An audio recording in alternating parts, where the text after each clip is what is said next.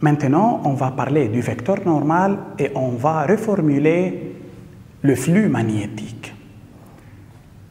Ça, c'est la normale. C'est une droite normale. Normale à une spire, perpendiculaire à cette spire. Ça, c'est la normale de cette spire. Ça, c'est la normale de cette spire. La normale à ce circuit, c'est cette droite. Mais on va parler du vecteur normal. Remarquons bien. Ça, c'est un vecteur normal, petit n. Le vecteur normal est perpendiculaire à la section, c'est-à-dire parallèle à la droite normale à la section. Mais je peux choisir une autre normale comme ça. Le vecteur normal est un vecteur unitaire. Son module égale à 1. Ça, c'est aussi le vecteur normal. Ça, c'est aussi le vecteur normal. Ça, c'est un vecteur normal. Ou je peux dire que ça, c'est un vecteur normal. Et si le vecteur normal peut être x, c'est-à-dire il entre dans le tableau et sort de l'autre côté, ou peut-il être un point? Mais comment je peux choisir un vecteur normal? Un vecteur normal, je choisis ça ou ça, ça ou ça, ça ou ça. Remarquons, pour choisir un vecteur normal, on va orienter le circuit, c'est-à-dire associer au circuit un sens positif. Par exemple, j'associe au circuit ce sens positif, ou à cette spire ce sens positif, à cette spire ce sens positif, à ce circuit ce sens positif. À ce sens positif correspond un seul vecteur normal. Remarquons bien, je vais utiliser la règle de la main droite. Les doigts sont orientés ou dirigés dans le sens positif. La pouce détermine le sens de la normale. Remarquons, les 4 doigts sont dans le sens positif. La pouce détermine n. Maintenant, ce vecteur normal correspond à ce sens positif. Par suite, on rejette ce vecteur. Maintenant, dans cette situation, les 4 doigts sont dirigés dans le sens positif, donc la normale est dans ce sens. Et par suite, ce vecteur normal correspond à ce sens positif. Par suite, on rejette l'autre vecteur. Maintenant, dans cette situation, remarquons bien, ça c'est les 4 doigts dans le sens positif, la pouce détermine un. Ça c'est le vecteur normal correspondant à ce sens positif et par suite, ce vecteur est à rejeter. Ici, remarquons bien, ça c'est le sens positif, ça c'est le vecteur normal correspondant à ce sens positif. Donc, ça c'est n point et par suite ce vecteur est à rejeter. Tout le monde d'accord? Tout le monde d'accord? Donc, pour définir un vecteur normal, on va associer au circuit un sens positif. Le sens positif détermine le sens du vecteur normal correspondant. Tout le monde d'accord? Maintenant, on va définir le vecteur surface. Le vecteur surface noté S, c'est Sn. Donc, S, c'est quoi? C'est la section. C'est un nombre quoi? C'est une grandeur positive. S'exprime en mètres carrés dans le système international. Le vecteur surface est parallèle et de même sens que le vecteur normal. N'oubliez pas que le vecteur normal a pour module égal à 1. On a dit ça. Maintenant, remarquons bien, si je veux représenter le vecteur normal, le vecteur surface, il est toujours parallèle et de même sens que quoi? Que n. parallèle et de même sens que quoi?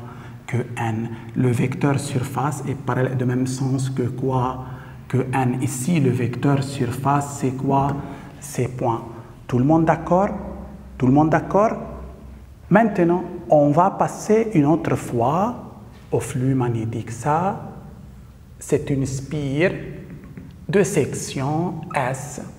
Par exemple, on va orienter positivement cette spire dans ce sens, par exemple.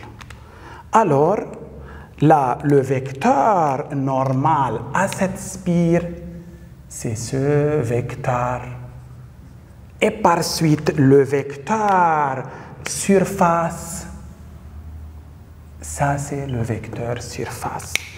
Lorsque cette spire se trouve dans un champ magnétique uniforme, B, formant un angle θ ici, remarquons bien à quoi est égal le flux magnétique. Le flux magnétique à travers cette surface, c'est B fois S fois cosinus θ. Mais θ, c'est maintenant l'angle entre B et quoi? Et la normale. Et le vecteur normal. Le vecteur normal. Précédemment, on a dit que θ, c'est l'angle entre B et la normale. Maintenant, non. C'est l'angle entre le vecteur B et le vecteur normal. Pourquoi? Parce qu'on a défini le vecteur normal maintenant. B et n, c'est tout simplement l'angle entre B et le vecteur surface. Remarquons bien, ça c'est B fois S fois cosinus de l'angle entre B et S. Ça c'est n'est autre que le produit scalaire BS. Remarquons bien, c'est ça. Ça c'est le flux. Ça, c'est le flux magnétique. C'est B scalaire S. B scalaire S. S, c'est le vecteur parallèle à la normale. Tout le monde d'accord? Tout le monde d'accord? B scalaire S. B scalaire S. Remarquons bien, on peut écrire aussi que c'est B fois S fois cosinus θ, où θ c'est l'angle entre B et N. On va retenir dorénavant cette expression, mais à condition que quoi? Que θ c'est l'angle entre B et la normale. B et la normale. Maintenant, une remarque.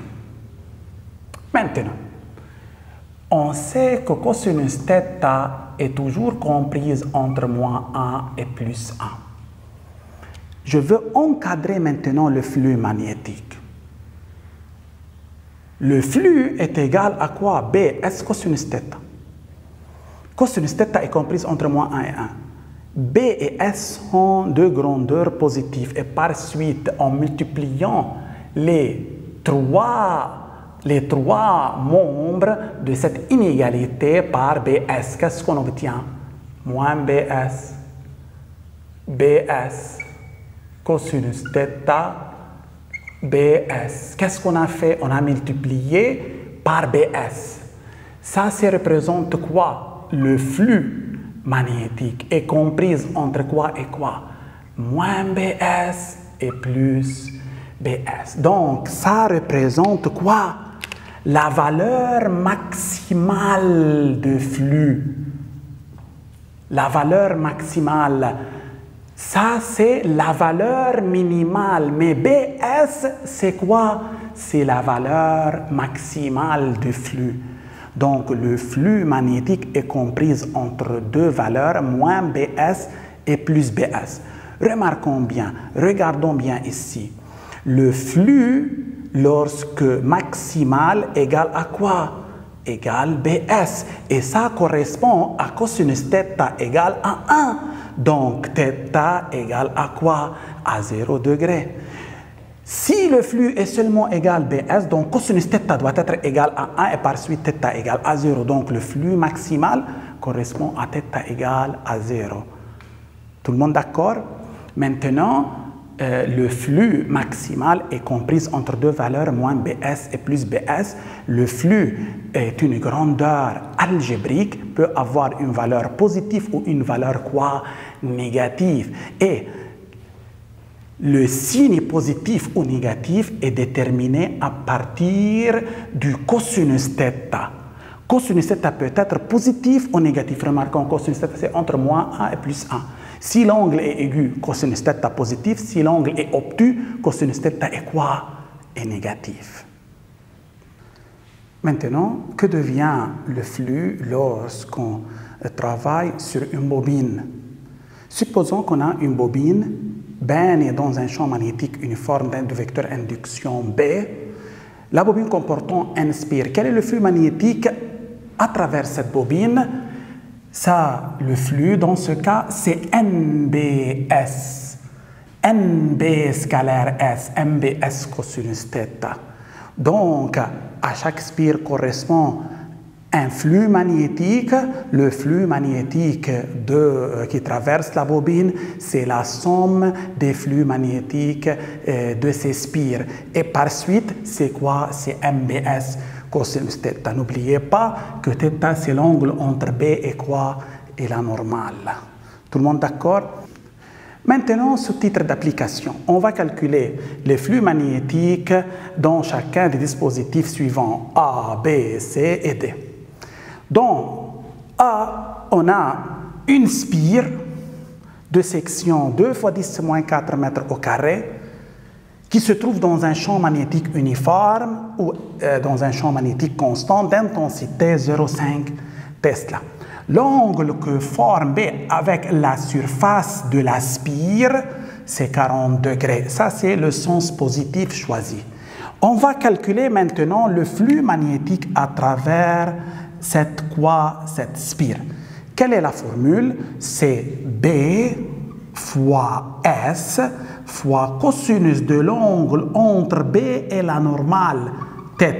Θ n'est autre que l'angle entre quoi et quoi? Entre B et quoi? Et la normale. Maintenant, quel est l'angle entre B et la normale? Où est la normale? La normale, c'est la perpendiculaire à la spire. C'est ça. Il est soit vers le haut, soit quoi? Soit vers le bas. Ça, c'est la normale à la spire ou ça, c'est la normale. Qui peut déterminer la vraie normale à ce circuit? N'oubliez pas que le sens positif indique le sens du vecteur normal. Remarquons, je vais utiliser la règle de la main droite. Les 4 doigts sont dirigés dans le sens positif. Ça, la pouce détermine la normale. Remarquons, ça c'est le sens positif. La normale est vers le haut et par suite, ça n'est pas correct. Ça, c'est le vecteur normal. Maintenant, quel est l'angle entre le vecteur normal et B? C'est cet angle. Puisque tout ça est 90 degrés, ça c'est 40, il reste à ça combien? 50 degrés. Et par suite, on a B, on a S. B, c'est 0,5 Tesla fois S, c'est 2 fois 10⁻4 Tesla. Moins 4 mètres au carré, pardon, fois cosinus de quel angle? De l'angle 50 degrés. Maintenant, quelle est la valeur de flux? La réponse maintenant, c'est 7,66 fois 10 exposant moins 5 quoi? Weber.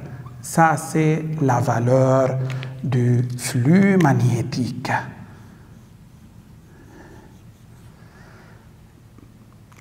Tout le monde d'accord? N'oubliez pas, toujours pour calculer le flux, je veux déterminer tout d'abord la normale. Parce que dans la formule, θ représente l'angle entre B et la normale, et non pas la surface. Maintenant, c'est la même spire dans le même champ magnétique, mais le sens positif est pris de l'autre côté.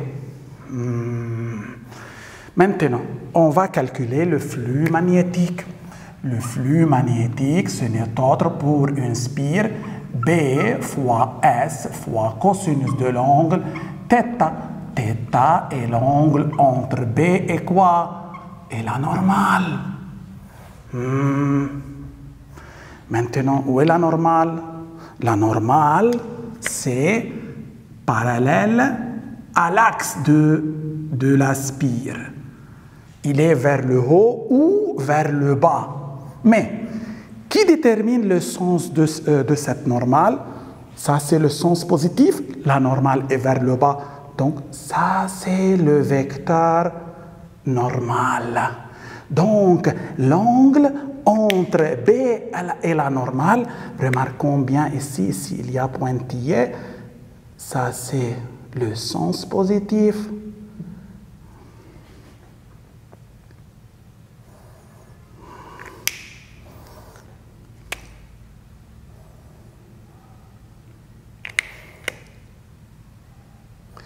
Ça, c'est la normale. Remarquons, c'est quel angle? C'est cet angle. C'est 40 degrés plus 90 degrés. Donc, θ égale à combien? C'est 40 degrés plus 90 degrés. Donc, c'est 130 degrés. Maintenant, B, c'est combien?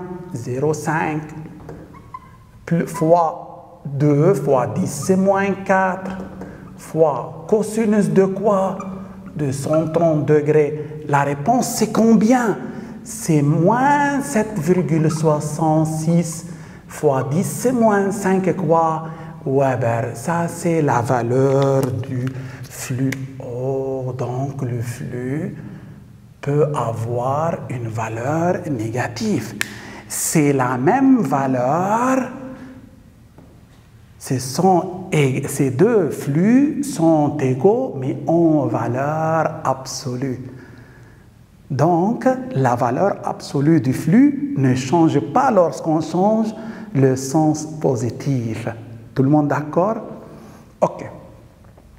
Maintenant, dans cette application, on a une bobine comportant combien? 200 spires. Baignée dans un champ magnétique uniforme. Ici, c'est constante 0,2 quoi? Tesla. La section d'une spire, c'est 5 fois 10 moins 3 mètres au carré. C'est quoi le flux magnétique dans ce cas?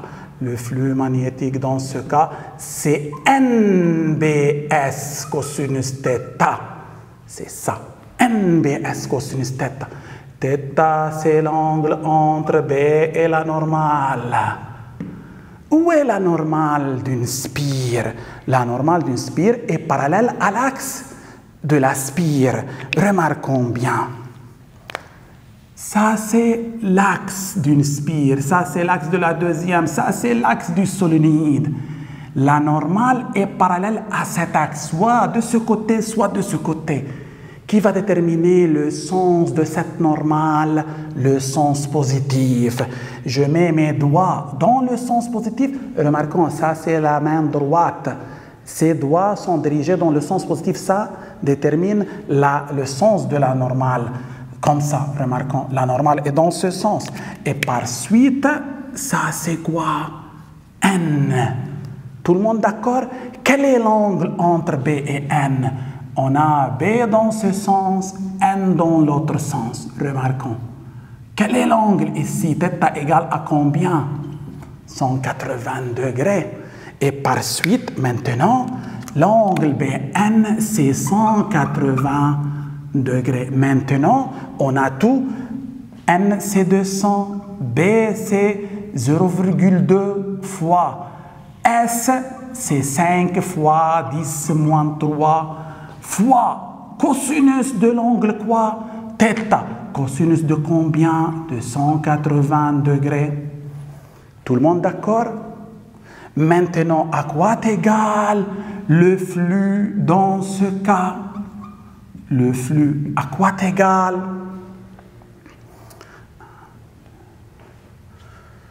C'est moins 0,2 Weber. Moins 0,2 quoi? Weber. Tout le monde d'accord? Tout le monde d'accord?